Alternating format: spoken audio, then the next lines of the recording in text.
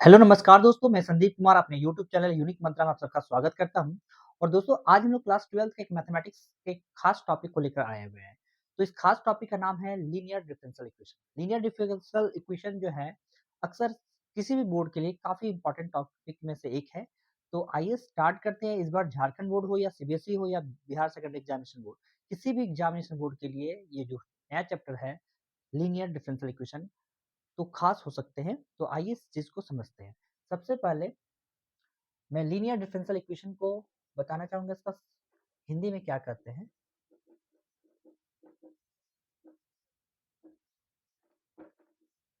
तो linear differential equation को शुद्ध हिंदी में कहते हैं रैखिक अवकलज समीकरण।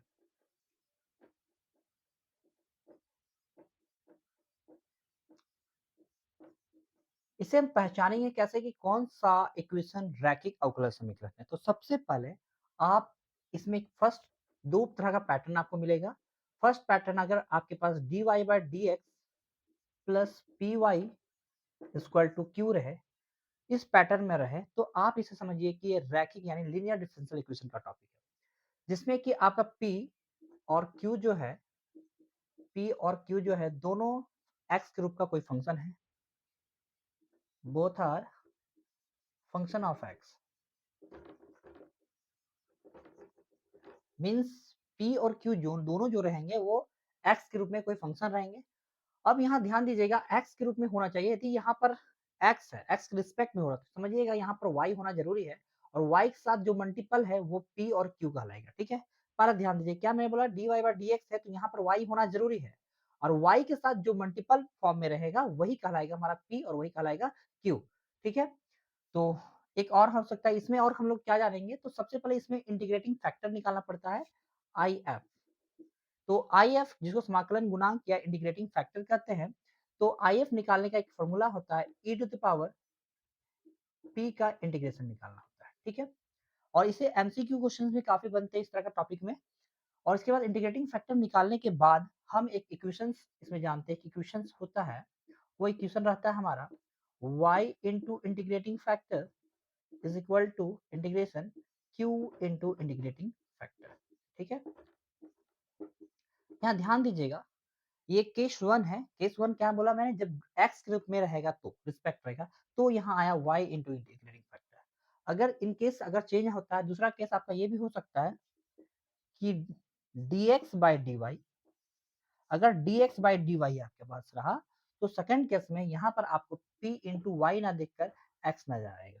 यानी मैंने बोला कि अगर y के रिस्पेक्ट रहेगा तो यहाँ x रहेगा, अगर x के रिस्पेक्ट में डेरिवेटिव हो रहा है तो यहाँ y रहेगा। ठीक है, और यहाँ हो जाएगा q।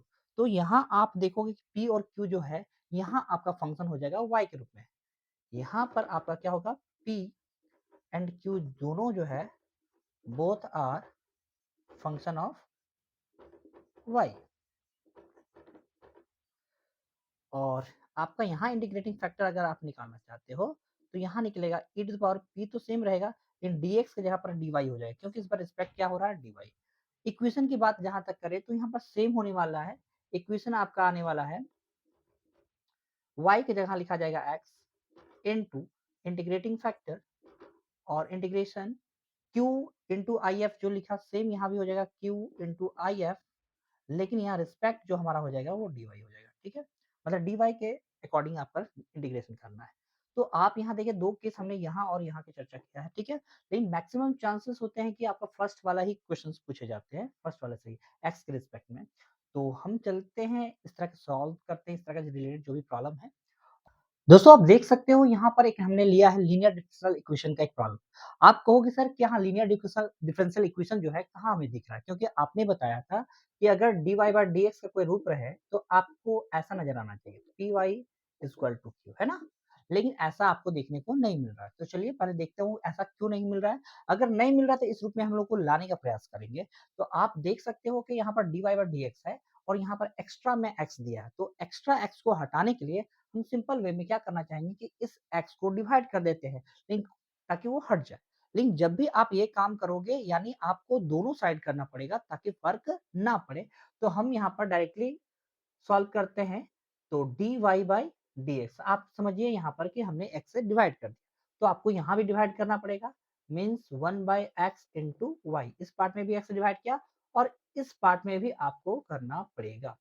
यानी आप x से डिवाइड किए तो इसे भी डिवाइड करना पड़ा, इसे भी और इसे भी, ताकि ये इंडिपेंडेंट हो जाए, बन जाए dy/dx का फॉर्म। इसके बाद आप देखोगे कि यहाँ पर y के साथ मैंने क्या बोला था, dy/dx के रिस्पेक्ट में है तो यहाँ पर y होना चाहिए, और y के बाद में जो आपको दिख रहा है ये फॉर्म हो जाएगा p का और ये वाला हो जाएगा q का। तो आप यहाँ पर हम लोग यहाँ का हमारे पास मिल जाएगा, हमारे पास p का वैल्यू हो जाएगा -1/x, क्योंकि ये प्लस के फॉर्म में रखा था, और q जो हमारा हो जाएगा वो log x/x हो जाएगा। इसके बाद हमने बताया कि अगर p और q पता हो तो हम इससे इंटीग्रेटिंग फैक्टर निकाल सकते हैं। तो इंटीग्रेटिंग फैक्टर निकालने के लिए आपको इंटीग्रेटिंग फैक्टर दैट मीन्स समाकलन गुणांक। एग्जाम में एमसीक्यू भी बनते हैं इस तरह का सवाल से, तो काफी इंपॉर्टेंट है, ये भी आप याद कर लीजिए। तो e to the power p into d x का इंटीग्रेशन निकालना है। तो हम इसे अगर इसे सॉल्व करता हूँ तो देखते हैं क्या मिलने वाला है। ई पी का वैल्यू हम अगर पुट करते हैं तो पी हो जाएगा हमारा -1/x इंटू डी एक्स। अब आप देखोगे 1/x का इंटीग्रेशन क्या होता है, तो होता है log x। ठीक है, अब आप देखोगे कि इंटीग्रेशन को क्या आ गया, log x आ गया। अब हम यहाँ पर ये माइनस को हटाना चाहेंगे, तो इस माइनस को हटाने के लिए माइनस लॉग में क्या होता है कि माइनस ऊपर ले जाते हैं तो यहाँ -1 समझिएगा, -1 ऊपर जाएगा तो क्या हो जाएगा log x to the power -1। अब एक और पैटर्न हमने सीखा है कि अगर e to the power log x रहे तो ओनली x रहता है, यानी e के टू द पावर log ये पढ़ लेंगे x, यानी हमारे पास बच जाएगा x इनवर्स। ठीक है, x इनवर्स को आप 1/x भी कर सकते हो। ठीक है, तो हम हमारे पास IF निकल चुका है 1/x। इसके बाद हम इक्वेशन निकालना पसंद करेंगे। इक्वेशन क्या होता है, y into integrating factor equal to q into integrating factor का इंटीग्रेशन हमारा निकालना है। ठीक है, तो आप सबसे पहले y लिखोगे, इंटीग्रेटिंग फैक्टर में क्या हमारा वैल्यू आया 1/x। इसके बाद q का वैल्यू हमारे पास क्या है, हमारे पास log x by x into if का वैल्यू हमारे पास क्या आया 1/x। अब क्या करना चाहोगे, क्या आप यहाँ y इंटू 1/x रहने दो, आप यहाँ पर log x का log x बाय x मिलकर x स्क्वायर हो जाने वाला है। ठीक है, तो आपको यहाँ पर क्या होगा कि u इंटू v का इंटीग्रेशन करना है। तो आप ऐसा कर सकते हो कि x स्क्वायर को आप माइनस एक्स स्क्वायर भी लिख सकते हो, यानी एक स्टेप अगर चाहोगे तो आप ऐसा लिख दो कि 1x मिलकर x स्क्वायर हो गया, तो यहाँ पर आ जाएगा x का पावर -2 इंटू डी एक्स। अब ये हमें यहाँ पर इंटीग्रेशन जो करना है वो आइलेट के मेथड से करना पड़ेगा। क्या, किस मेथड से, आइलेट। आइलेट क्या होता है, इंटीग्रेशन में अगर कोई n2 में दो प्रोडक्ट के रूप में u इंटू वी के रूप में रहे इंटीग्रेशन में, तो वहाँ आइलेट के अकॉर्डिंग इंटीग्रेशन करना पड़ता है। ठीक है, तो I means inverse trigonometric function को इंडिकेट कर रहा है, एल से लोगारिथमिक, अलजेब्रिक, ट्रिग्नोमेट्रिक और एक्सपोनेंशियल। तो यहाँ हम देखेंगे कि यहाँ x जो है वो अलजेब्रा वाला फंक्शन है, log x जो है लोगारिथमिक, यानी log पहले आ रहा है, अलजेब्रा बाद में आ रहा है, मींस अरेंजमेंट हमारा सही है। मींस u का काम लोगारिथमिक करेगा और v का काम x टू द पावर -2 करेगा। तो आप देखोगे, पहले u इंटू वी का इंटीग्रेशन मैं बता देता हूँ। अगर कोई u इंटू वी का इंटीग्रेशन आपको निकालने कहा जाए तो आप करोगे, सबसे पहले u को लिखोगे, v का इंटीग्रेशन, फिर माइनस करली ब्रैकेट्स कवर कर दीजिए, u वाले का डेरिवेटिव कर दीजिए, फिर आप इंटीग्रेशन करना है v वाले का, जो आएगा फिर से उसको रिपीट हम लोग को इंटीग्रेशन करना है। ठीक है, तो उसी रूप में इसे इंटीग्रेशन मैं करूंगा, आइए देखते हैं। तो यहाँ हो जाएगा y इंटू 1/x, ये हो जाएगा log u इंटू वी के रूप में तोड़ना चाह रहा हूँ मैं। तो सबसे पहले आपको u means log x, v मतलब हो जाएगा x का minus x to the power -2। ठीक है, उसका इंटीग्रेशन करना है। फिर आप इंटीग्रेशन लेकर फर्स्ट वाला क्या होना, हमारे पास बोला कि फर्स्ट वाले का डेरिवेटिव करना है, मींस डिफरेंशिएशन निकालना है, किसका, डेरिवेटिव करना है log x का। उसके बाद सेकेंड वाला फंक्शन भी बोले तो कौन सा, x टू द पावर -2 का इंटीग्रेशन, जो आएंगे उनका भी इंटीग्रेशन करना है। ठीक है, तो आप देख सकते हो कि मैंने क्या लिखा, u कहाँ लिखा, v का इंटीग्रेशन, और यहाँ पर मैं माइनस लिखना था इक्वल हो गया, माइनस हो गया, फिर फर्स्ट वाले का डेरिवेटिव इनटू सेकंड वाले का इंटीग्रेशन। सेकंड वाले देखिए कौन सा मैं बोल रहा हूँ, फिर फर्स्ट है u है, ये v है, ठीक है, इसके अकॉर्डिंग मैंने अरेंजमेंट कर दिया। अब आप देखोगे आगे सॉल्व में कैसे करूंगा कि y का y लिख दीजिए इंटू 1/x log x और इंटू, अब इंटीग्रेशन कैसे होगा, x का पावर n वाला इंटीग्रेशन का फॉर्म है, तो आप इसमें जानते हो क्या होगा, -2 + 1 -2 + 1 मीन्स -2 + 1 या मतलब हो गया x का पावर -1 या -1, ठीक है। तो हमारे पास आने वाला है x to the power -1/-1। Same process अगर मैं यहाँ चलूँ तो आप देखोगे log x का डेरिवेटिव हमारे पास आ जाएगा 1/x, ठीक है।